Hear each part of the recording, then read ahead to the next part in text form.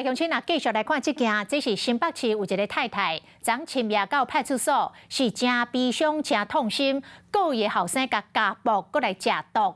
这个警方随到到这个太太的厝内底来搜查，逮捕伊的细汉后生，而且来查扣着毒品的食食器，甲一寡毒品的残药啊。这个太太的弟仔讲，伊的阿舅是警察。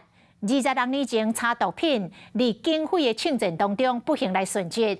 伊的阿金真无简单，甲三个囡仔饲大汉，结果这个细汉后生去甲人食毒，佮甲伊的妈妈起骹动手，希望司法帮忙，互伊学着驾驶。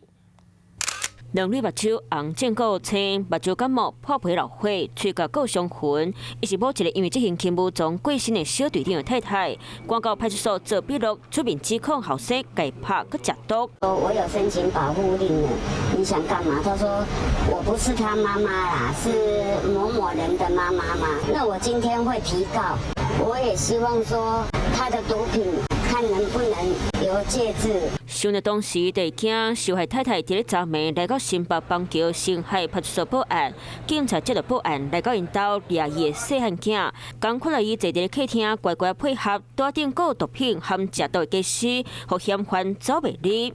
因为爸爸是殉职的警务人员，然后造成这个儿子长期被毒品危害，只有办法寻求司法机关的。被害者的孙仔讲，阿哥26年前调查毒品的时，执行勤务过身，表小弟当时才出世4个月，大汉煞学歹，食毒食到头壳趴底，有毒品伤害真可。去年1月才互判刑，佮甲家己的老母凌迟。